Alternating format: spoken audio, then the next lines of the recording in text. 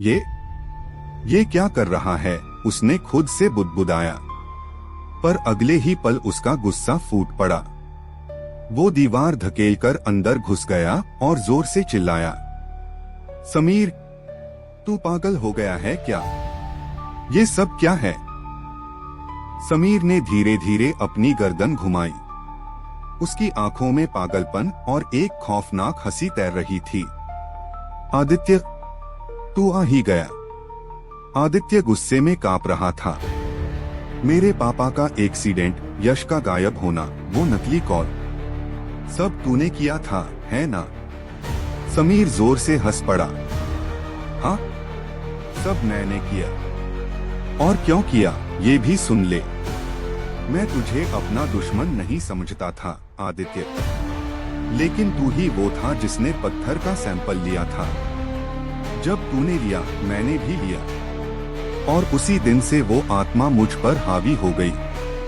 आदित्य के हाथ पांव सुन्न पड़ गए। कौन सी आत्मा? समीर की आवाज और भारी हो गई। वही जिसे लोग श्रापित कहते हैं। मेरे गुरु, मेरे पिता, उन्होंने बचपन से मुझे यही सिखाया कि उसकी आजादी मेरी नियति है। तुझे लगा तेरे पापा का एक्सीडेंट एक हादसा था। नहीं आदित्य, वो भी मैंने कराया। वो चेस्ट, वो किताब, सब कुछ मैंने उसी के आदेश पर किया। आदित्य के कानों में जैसे धमाके हो रहे थे। उसका पूरा शरीर गुस्से से कांपने लगा। इतने में आदित्य ने देखा, कोने में रखा पुराना चेस्ट खुल चुका था। बस किताब की सील तोड़ना बाकी थी। आदित्य चीखा, समीर, ये मत कर, तू नहीं जानता इसके बाद क्या होगा। लेकिन समीर अब उसके दोस्त की शक्ल से बहुत दूर जा चुका था। उसकी आंखों में खून उतर आया था। अभय आगे बढ़ा और ऊंची आवाज में मंत्र पढ़ने लगा। मंत्रों की गूंज से समीर तिलमिलाने लगा, पर उसका शरीर जैसे लोहे का हो गया था। आदित्य ने मौका पाकर झपट्टा मारा और किताब छीन ली। उसने अपनी गर्दन से लटकता हुआ ताबीज किताब पर दबाया। कुछ पल के लिए समीर की पकड़ ढीली हुई, लेकिन देर हो चुकी थी।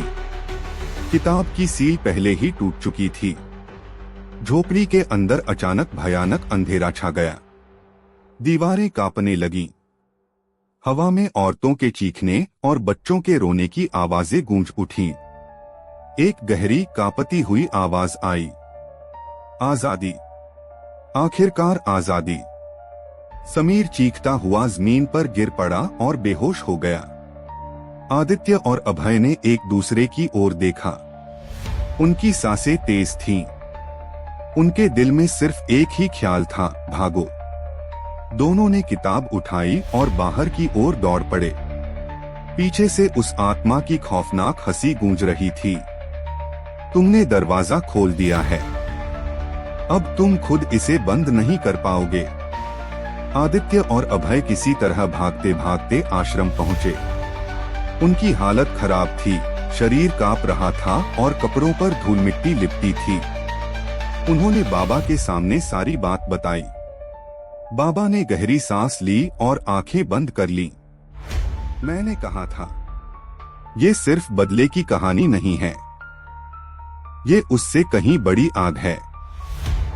तुम दोनों ने किताब बचा ली है, लेकिन सील टूट चुकी है।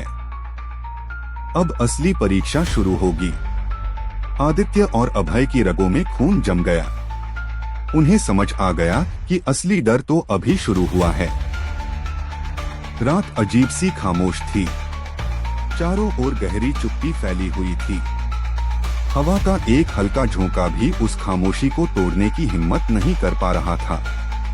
आदित्य अकेले खड़ा था, लेकिन उसके अंदर मची हलचल उसे चुपचाप खड़े रहने नहीं दे रही थी।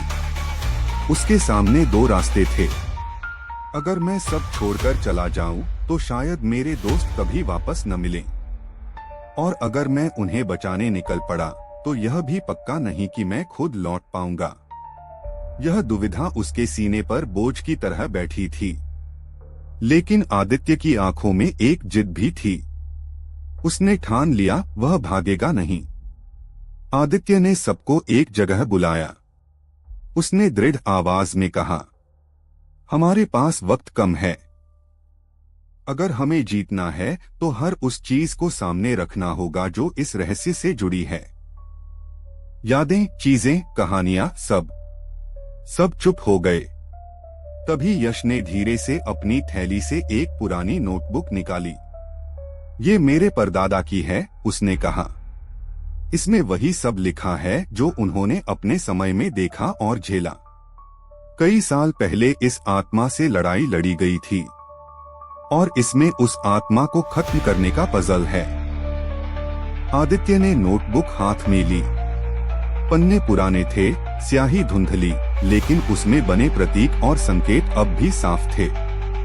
यह कोई साधारण डायरी नहीं थी। यह मानो सदियों की छुपी चीखें समेटे बैठी थी। पन्नों पर जगह उलझे हुए संकेत थे, वाक्य अधूरे, चित्र आधे। पहली नजर में सब बेमतलब लग रहे थे, लेकिन जैसे जैसे आदित्य उन्हें पढ़ता गया, उसका माथा सिकुड़ता गया। यह आत्मा को खत्म करने का रास्ता है, लेकिन कोई इसे पूरी तरह समझ नहीं पाया। शायद इसे वही समझ पाएगा जिसे ये सब झेलना होगा। यश ने हामी भरी। कमरे में खामोशी छा गई। आदित्य ने गहरी सांस ली। उसने अपनी थैली खोली और उसमें से एक पुराना पत्थर निकाला। यह सैंपल था जो आदित्य ने निकाला था। किसी को नहीं पता था कि यह किस काम का है, लेकिन जैसे ही आदित्य ने उसे शापित किताब के ऊपर रखा, हवा अचानक भारी हो गई। किताब कांपने लगी। पन्ने अपने आप पलटने लगे। सबकी सांसें थम गईं। ये दोनों जुड़े हुए हैं, आदित्य फुसफुसाया। उसके शब्द सुनकर सब सन्न रह गए। तभी बाबा आए। उनकी आंखों में चिंता की लकीरें थीं। उन्होंने कांपते हाथों से एक पुराना पर्चा आगे बढ़ाया। ये मैंने बड़ी मुश्किल से पाया है, उन्होंने कहा।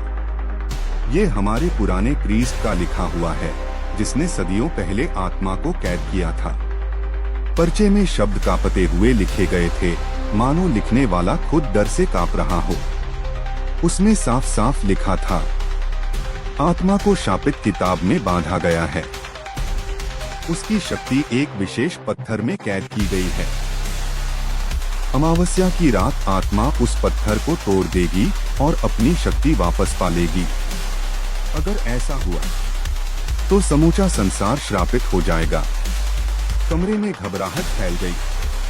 आज ही अमावस्या है, बाबा ने गंभीर स्वर में कहा। हमें आज रात ही इसका अंत करना होगा। बाबा ने सबको बैठाकर समझाया। हम इस किताब को फिर से मंत्रों से बांधेंगे और पत्थर को मंत्रों से जमीन में दबाएंगे ताकि आत्मा उसे न तोड़ सके। लेकिन ये काम आसान नहीं है। आत्मा हमें रोकने की पूरी कोशिश करेगी। आदित्य ने सिर हिलाया। चाहे जो हो, हमें करना ही होगा। यश ने अपने परदादा की नोटबुक से मिले पजल को दोहराया। आदित्य ने हर शब्द, हर प्रतीक दिमाग में बैठा लिया। उसे महसूस हो रहा था कि ये पजल किसी बड़े काम आएगा। रात घिर आई। आसमान पर बादल छा गए, चांद ढक गया। चारों ओर सन्नाटा और भारीपन बढ़ता जा रहा था। पुराने मैदान में अग्निकुंड जलाया गया। किताब और पत्थर बीच में रखे गए। बाबा ने मंत्रोच्चार शुरू किया, लेकिन तभी अजीब घटनाएं होने लगीं। पेड़ हिलने लगे, हवा चीखने लगी, जमीन से धुआं उठने लगा। वह आत्मा जाग उठी थी।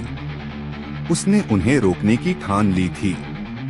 अचानक एक अदृश्य शक्ति ने अभय को खींच लिया। वह अंधेरे में गायब हो गया। यश जमीन पर गिर पड़ा और बेहोश हो गया। अब सिर्फ आदित्य और बाबा बचे थे। आत्मा ने अजीब अजीब आवाजें निकालनी शुरू की। कभी किसी औरत की रोने की, कभी बच्चे के चीखने की। वह उनका मनोबल तोड़ना चाहती थी। बाबा मंत्र पढ़ते रहे, लेकिन उनकी आवाज कांप रही थी। आदित्य ने हिम्मत रखी। लेकिन उसके भी हाथ पसीने से भीग गए थे। तभी अंधेरे से एक आकृति निकली। वह समीर था, लेकिन उसकी आंखें लाल थीं, चेहरा विकृत, चाल किसी इंसान जैसी नहीं। वह आत्मा के वश में था। समीर, खुद पर काबू रख, ये तू नहीं है, आदित्य चिल्लाया। लेकिन समीर ने कोई जवाब नहीं दिया। वह बाबा की ओर झपटा। आदित्य ने उसे रोका। दोनों के बीच जबरदस्त संघर्ष हुआ। समीर की ताकत इंसानी नहीं थी। आदित्य की सांसें टूटने लगी। वह हार मानने ही वाला था कि तभी उसके गले में पड़ा ताबीज चमकने लगा। उसने ताबीज उठाकर समीर पर वार किया। एक चीख गूंजी। समीर जमीन पर गिर पड़ा और बेहोश हो गया। अब आत्मा ने सीधा बाबा पर हमला किया। बाबा जमीन पर गिर पड़े, मंत्र रुक गया। आदित्य के सामने अंधेरा छा गया। क्या ये अंत है? क्या हम हार गए? लेकिन उसी क्षण उसके दिमाग में यश की नोटबुक का पजल चमक उठा। आखिरी उपाय, किताब को अग्नि में। आदित्य ने कांपते हाथों से किताब उठाई और उसे हवन की आग में फेंक दिया। आग भड़क उठी, आसमान गूंज उठा, धरती कांपने लगी। आत्मा की भयानक चीख पूरे जंगल में गूंज उठी। तुमने मुझे हराया, लेकिन याद रखना, मेरी शक्ति पत्थर में कैद है। जिस दिन वह शक्ति मुक्त होगी, मैं लौट आऊंगी। और फिर सब शांत हो गया। आदित्य बेहोश हो गया। जब आंखें खुली तो उसने खुद को एक कमरे में पाया। यश, अभय, समीर सब जिंदा और सुरक्षित थे। बाबा भी मुस्कुरा रहे थे। सबने आदित्य की बहादुरी की प्रशंसा की। उसके बिना यह संभव नहीं था। लेकिन आदित्य चुप रहा। उसके कानों में अब भी वही चीख गूंज रही थी। रात को घर लौटकर उसने पापा को सब बताया।